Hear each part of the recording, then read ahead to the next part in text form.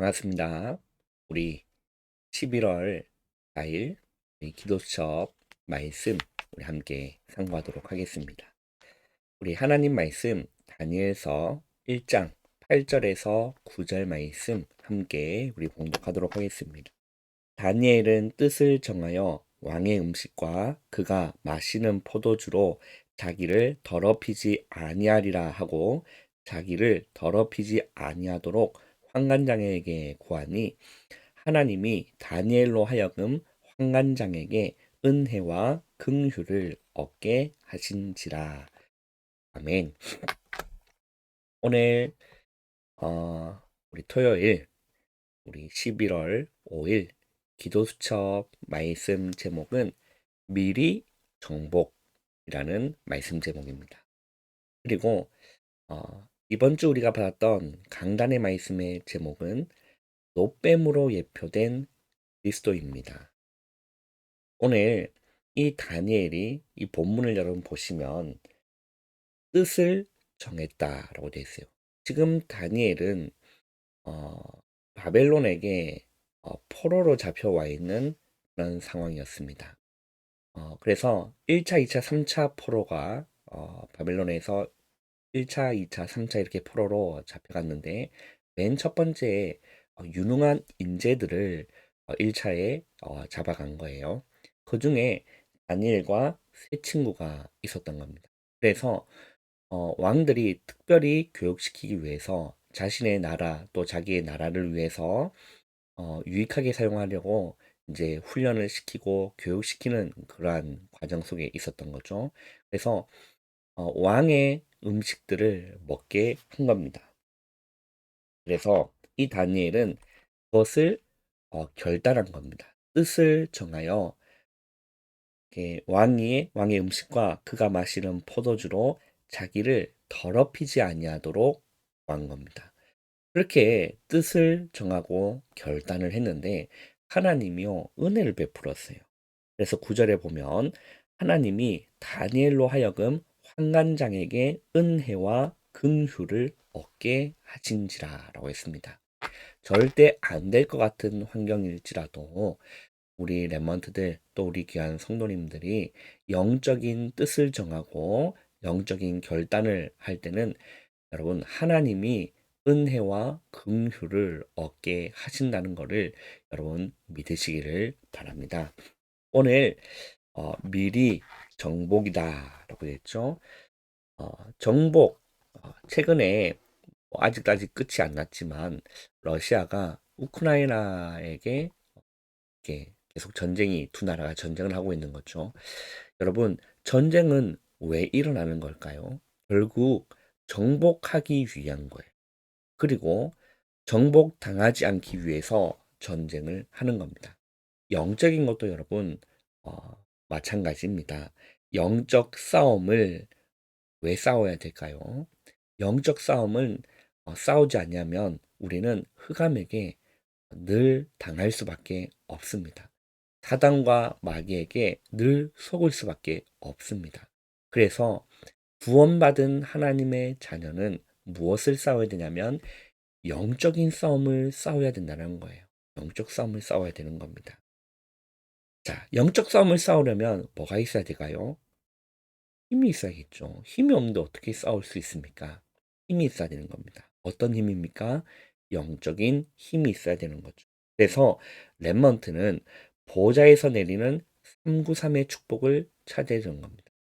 하늘 보좌에서 주는 393의 이 축복을 찾아 나오는 거예요. 여기에서 나오는 것이 보좌에 주시는 힘, 그래서 보좌의 탤런트, 보좌의 미션입니다. 지금부터 이것을 위해서 여러분 5분씩만 서밋 타임을 가지면 어느 날 리듬이 생기는 거예요. 리듬이 생기는 거예요. 그리고 리듬이 생기면 어떻게 됩니까? 각인이 되어서 24가 되고 이때부터 25의 비밀, 영원한 응답이 오면서 완전히 서밋으로 서게 되는 겁니다.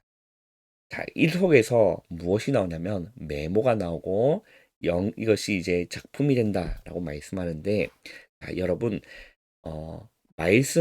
말씀을 내 마음과 영혼 속에 메모되도록 여러분 묵상하시면 되는 거예요. 하나님의 말씀을 매주 주시는 강단의 말씀을 내 마음과 그리고 내 영혼 속에 메모가 되도록 여러분 묵상하시면 되는 거예요. 이것을 한 번만 체험하면 리듬이 생기는 거예요. 아, 이렇게 하면 되겠구나라는 뭔가의 리듬이 이제 생기고 또 힘을 얻는 나만의 방법이 생기게 되는 겁니다. 영적인 힘을 얻는 나만의 방법이 생기는 거예요. 그 영적인 힘이 있으면 뭐 할 수 있는 거죠? 영적인 싸움을 싸울 수 있는 겁니다. 가정에 그 두고 영적 싸움을 싸울 수 있고 내 있는 현장을 두고 영적 싸움을 싸울 수 있는 거예요. 자, 우리 첫 번째 봅시다. 이사야의 바벨론 정복 예언이에요. 이사야가 이것을 예언한 거죠. 이사야는 이스라엘이 포로되어 갈 것과 렘넌트 운동이 일어날 것을 예언하면서 렘넌트가 무엇인지를 설명한 겁니다. 남은 자요, 남는 자요, 그리고 남을 자요, 남길 자라는 이 사실을 설명한 거예요. 이 이사야의 예언을 알아듣고 마음에 메모한 사람만 작품을 남겼다라는 겁니다. 그래서 말씀이 내 마음과 그리고 영혼 속에 메모가 되어야 된다는 거예요. 말씀이 내 마음과 영혼 속에 메모가 되어야 있다라는 거예요. 그래서 메모가 되어질 수 있도록 말씀이 내 마음과 영혼 속에 메모가 되어질 수 있도록 여러분 묵상을 시작하시기를 바랍니다. 어떻게 하느냐? 그냥 하시면 되는 거예요. 묵상을 뭐 특별한 방법이 없습니다. 하나님의 말씀을 묵상한 것을 그냥 시작하시면 뭔가가 체계가 잡혀져 가고 나만의 뭔가를 리듬을 찾아갈 수가 있는 겁니다. 시작을 하시는 게 중요한 거예요. 두 번째는 다니엘의 미리 정복이었습니다. 다니엘은 미리 정복한 거죠. 다니엘은 이사야의 예언을 인생 메모한 겁니다. 이사야 예언을 인생 메모한 거예요. 그래서 포로된 이유를 이 다니엘은 알았던 거예요. 그리고 결단을 내린 거죠. 뜻을 정한 겁니다. 그래서 그는 전에 하던 대로라고 했죠. 다니엘서 1장 8절 그 6절 다니엘 6장 10절에 보시면 전에 하던 대로 하루 3번씩 뭐 한 거죠? 기도한 겁니다. 그 평상시에 기도의 비밀을 이 다니엘은 누렸다라는 거예요. 하루 3번씩 기도의 비밀을 평상시에 쭉 가지고 있었던 거예요. 그것은 다니엘이 힘을 얻는 나만의 방법이었던 거예요. 많은 사람을 하나님께로 돌아오게 한 증인이 되는 겁니다. 그래서 렘넌트와 우리 모든 성도님들은 삶과 기도 속에 말씀이 메모되어야 한다는 겁니다. 세 번째입니다. 영적 정복을 먼저 한 새 청년이에요. 그 다니엘과 그 친구였던 새 청년이 영적인 정복을 먼저 했다라는 겁니다. 흑암에게 정복당하지 않고 문화에 정복당하지 않고 노예되지 않냐고 미리 영적인 정복을 한 거예요. 사탄의 전략을 알았던 새 청년은 우상에 절하지 않고 오히려 영적으로 정복한 겁니다. 그 결과 느부갓네살 왕이 지극히 높은 하나님이라고 고백할 정도로 이런 신앙 고백까지 하게 되는 거죠. 메모된 말씀을 가지고 있으면 반드시 현실 사건 속에서 작품이 나오게 된다라는 겁니다. 네 번째입니다. 미리 정복한 에스더였어요. 포로의 후대였던 이 에스더. 하만의 계략으로 모든 유다인들이 다 멸망하게 생겼는데 모르드게와 에스더가 그 위기를 막아내고 그들을 완전히 살리는 놀라운 불임절의 축복을 이 에스더가 주역으로 서게 되는 겁니다. 393의 축복을 누리는 만큼 언약은 메모되는 거예요. 작품이 나오게 되는 거죠.